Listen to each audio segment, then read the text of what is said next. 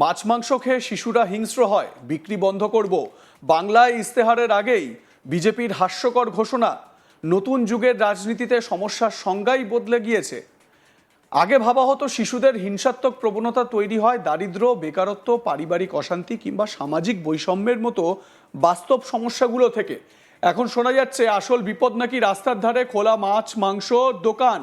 অর্থাৎ সমাজবিজ্ঞান, মনোবিজ্ঞান সব পুরনো তত্ত্বকে এক ঝটকায় বিদায় দিয়ে হাজির হয়েছে এক নতুন রাজনৈতিক মনস্তত্ত্ব। কাঁচা মাংস দেখলেই বাচ্চারা নাকি হিংস্র হয়ে ওঠে। শুনতে অবিশ্বাস্য লাগলেও বিজেপির যুক্তি এটাই। শুনুন বিজেপির সেই হাস্যকর ঘোষণা। শুনুন। देखिए, नई सरकार की नई पहल बदलते बिहार का स्वरूप साफ झलक रहा है। हमने नगर विकास विभाग के अंदर बैठक कर और जन कल्याण संवाद के तहत बुद्धिजीवियों के साथ बैठक में जो विषय आया था उसको गंभीरता से लिया कि स्वास्थ्य के दृष्टिकोण से, सामाजिक सौहार्द के लिए और बच्चों के हिंसक प्रवृत्ति रोकने के लिए हम शैक्षणिक संस्था के निकट, धार्मिक संस्था के निकट और खुले में भीड़ भाड़ के जगह पर इस तरह के खुला मांस मछली की बिक्री कहीं न कहीं मेरे पवित्र भावनाओं को प्रदूषित करता है। इससे हटकर जो नियम है उस नियम के तहत लोग काम करें। हमको खान पान से आपत्ति नहीं, लेकिन सामाजिक सौहार्द और पवित्रता की भावनाओं को चोट न पहुंचे, किसी की भावना को ठेस न लगे और प्रदूषित सामान लोगों के स्वास्थ्य को खराब न करे। इस चिंता से हमने इस तरह के वातावरण को सख्ती के साथ नियम के तहत लोग पालन करें और नहीं करेंगे तो उस पर कार्रवाई भी होगी। শুনলেন তো বিহারের উপমুখ্যমন্ত্রী বিজয় কুমার সিনহা, তিনি কি বলছেন। অর্থাৎ মানে এই সমস্ত আজগুবি কথাবার্তা যেগুলো বলা হচ্ছে সেগুলো কতটা গ্রহণযোগ্য। প্রথমে এই যে প্রকাশ্যে মাছ মাংস বিক্রি করার ওপরে একটা স্থগিতাদেশ দিয়ে দেওয়া হলো, মানে সেগুলো বন্ধ করে দেওয়া হলো। রাস্তাঘাটে মাছ মাংস বিক্রি করা যাবে না, এভাবে শুধুমাত্র যাদের লাইসেন্স আছে তারা বাজারের ভেতরে শুধু বসতে পারবে। তো এই প্রেক্ষাপটেই সামনে এসেছে একটি গুরুত্বপূর্ণ সরকারি সিদ্ধান্ত। সেখানে বলা হয়েছে শিক্ষা প্রতিষ্ঠান, ধর্মীয় জায়গা ও ভিড়ভাট্টার কাছাকাছি খোলা জায়গায় মাংস ও মাছ বিক্রি করা যাবে না। যুক্তি হিসেবে তুলে ধরা হয়েছে জনস্বাস্থ্য, সামাজিক সম্প্রীতি এবং শিশুদের মানসিক প্রভাবের কথা। এই নীতির উৎস আসলে উত্তর ভারতের এক বড় রাজ্য বিহারে। সেখানকার উপমুখ্যমন্ত্রী তথা নগর উন্নয়ন ও আবাসন মন্ত্রী বিজয় কুমার সিনহা বলেছেন এই সিদ্ধান্ত নতুন সরকারের নীতিগত দিশা এবং জনসংলাপের আলোচনার ফল। তিনি স্পষ্ট করে বলেছেন কারো খাদ্যাভ্যাসে আপত্তি নেই, মানুষ যা খেতে চায় খাক, সরকার তাতে বাধা দিচ্ছে না।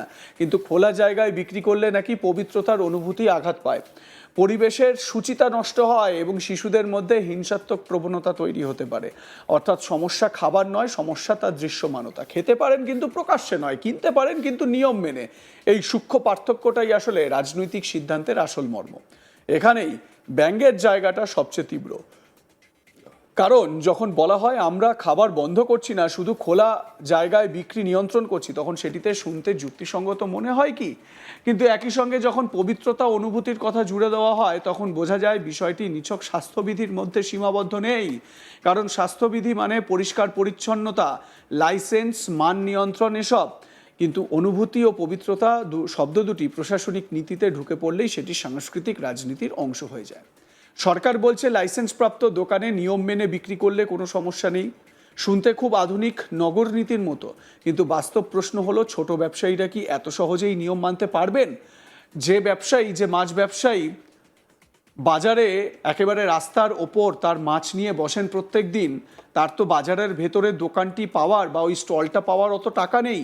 সে লাইসেন্সটা জোগাড় করবে কি করে? তার মানে এক লহমায় সেই মাছ বিক্রেতার পেট চালাবার যে একমাত্র উপায় বা সংস্থান, সেটা আপনারা বন্ধ করে দিলেন। যারা ফুটপাতে বা ছোট খোলা বাজারে মাছ মাংস বিক্রি করে সংসার চালান, তাদের পক্ষে লাইসেন্স, পরিকাঠামো, স্বাস্থ্যবিধির খরচ বহন করা কতটা সম্ভব? বড় ব্যবসা হয়তো মানিয়ে নেবে, বা বড় ব্যবসায়ী তিনি হয়তো সেগুলো করতে পারবেন, কিন্তু ছোট দোকানদারদের জীবিকা, সেটি কি পবিত্র পরিবেশের যুক্তির নিচে চাপা পড়ে যাবে? সবচেয়ে আকর্ষণীয় যুক্তি অবশ্য শিশুদের মনস্তত্ত্ব নিয়ে বলা হচ্ছে। স্কুলের সামনে ঝুলতে থাকা কাঁচা মাংস নাকি বাচ্চাদের মনে হিংসাত্মক প্রবণতা তৈরি করে। এই তত্ত্ব যদি সত্যি হয়, তাহলে ইতিহাস বই, সংবাদ মাধ্যম, সিনেমা এসব তো আরও ভয়ঙ্কর। সেখানে যুদ্ধ, জানে শেষে দৃশ্য থাকে। তাহলে কি সেগুলোও নিষিদ্ধ করা উচিত, নাকি সেখানে পবিত্রতা আঘাত পায় না? এই ধরনের যুক্তির মধ্যে রাজনীতির এক পরিচিত কৌশল লুকিয়ে থাকে। বাস্তব সমস্যাগুলোর সমাধান কঠিন, সময় সাপেক্ষ এবং রাজনৈতিক ঝুঁকিপূর্ণ, কিন্তু প্রতীকী পদক্ষেপ নিলে তাৎক্ষণিক বার্তা দেখতে পাওয়া যায়। সরকার সমাজের নৈতিক ও মানসিক স্বাস্থ্য নিয়ে গভীরভাবে চিন্তিত, ফলে মানুষের নজর ঘুরে যায় বড় সমস্যাগুলো থেকে ছোট দৃশ্যমান বিষয়গুলোর দিকে। রাস্তায় মাংসের দোকান চোখে পড়ে, তাই সেটি হয়ে ওঠে সমস্যা। বেকারত্ব চোখে পড়ে না, তাই সেটি আলোচনার কেন্দ্রেও আসে না। এই সিদ্ধান্ত ঘিরে রাজনৈতিক তরজা ছড়িয়ে পড়ে পাশের রাজ্যেও। তৃণমূল কংগ্রেস অভিযোগ তোলে এটি আসলে অনিরামিষ খাদ্যাভ্যাসের বিরুদ্ধে এক সাংস্কৃতিক পদক্ষেপ। তার জবাবে পশ্চিমবঙ্গ বিজেপির সভাপতি শ্রমিক ভট্টাচার্য বলেন, বাংলার মানুষ যা খেতে চায় তাই খাবে, বিহারের মানুষ যদি মাংস খেতে চায় খাবে। তবে তিনি একই সঙ্গে জানান, খোলা জায়গায় গরুর মাংস বিক্রির বিরোধিতা থাকবে। অর্থাৎ খাদ্যের স্বাধীনতা আছে, কিন্তু সেই স্বাধীনতারও আবার আলাদা রাজনৈতিক ব্যাখ্যা আছে। এই বিতর্কে সরব হয়েছেন পশ্চিমবঙ্গের মুখ্যমন্ত্রী মমতা ব্যানার্জি। তাঁর বক্তব্য, মানুষের খাদ্যাভ্যাসে হস্তক্ষেপ করা যাবে না। বাংলার সংস্কৃতিতে মাছ মাংস অঙ্গাঙ্গিভাবে জড়িত। ফলে দেখা গেল একটি প্রশাসনিক নির্দেশ মুহূর্তে হয়ে উঠল সাংস্কৃতিক পরিচয়ের লড়াই। কোথাও পবিত্রতা, কোথাও সংস্কৃতি, কোথাও স্বাস্থ্য, আবার কোথাও স্বাধীনতা। আসলে খাদ্যকে ঘিরে রাজনীতি নতুন কিছু নয়। কে কি খাবে, কোথায় খাবে, কিভাবে খাবে, এই প্রশ্নগুলো সবসময় ক্ষমতার সঙ্গে জড়িয়ে থাকে। রাষ্ট্র যখন বলে খেতে পারো, কিন্তু এইভাবে নয়, তখন সেটি নিছক স্বাস্থ্যবিধি থাকে না, সেটি হয়ে ওঠে জনপরিসর নিয়ন্ত্রণের এক সূক্ষ্ম পদ্ধতি। জনপরিসরে কি দৃশ্যমান হবে, তা কি হবে না, তার সিদ্ধান্ত ধীরে ধীরে প্রশাসনের হাতে চলে যায়। এই সিদ্ধান্তের মধ্যে আরেকটি বার্তা স্পষ্ট, জনপরিসরকে পবিত্র রাখা হবে, কিন্তু পবিত্রতার সংজ্ঞা কে ঠিক করবে?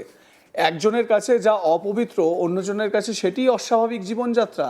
একজনের ধর্মীয় অনুভূতি যেখানে আঘাত পায়, অন্যজনের পেটের ভাত সেখানেই জোগাড় হয়। রাষ্ট্র যদি এক পক্ষের অনুভূতিকে অগ্রাধিকার দেয়, তাহলে অন্য পক্ষের বাস্তবতা কোথায় দাঁড়াবে? সবচেয়ে বড় প্রশ্ন হলো, সামাজিক সম্প্রীতি কি সত্যিই এভাবে রক্ষা করা যায়? সম্প্রীতি তৈরি হয় পারস্পরিক সহাবস্থান থেকে, নাকি দৃশ্যমান পার্থক্যগুলো আড়াল করে রাখলে? যদি মাংসের দোকান চোখের সামনে না থাকে, তাহলে কি সমাজে মতভেদ কমে যাবে, নাকি শুধু সেই মতভেদের প্রকাশ কম দৃশ্যমান হবে? রাজনীতির ব্যঙ্গ এখানেই। সমাজে বাস্তব হিংসা কমাতে হলে শিক্ষা, কর্মসংস্থান, সামাজিক নিরাপত্তা, মানসিক স্বাস্থ্য পরিষেবা, এসব দীর্ঘমেয়াদী পরিকল্পনা দরকার। লাইক, কমেন্ট, শেয়ার করতে ভুলবেন না। দেখতে থাকুন আজ তাক বাংলা। সাবস্ক্রাইব করুন আমাদের ইউটিউব চ্যানেলটি, বেল আইকন প্রেস করুন নোটিফিকেশন পেতে।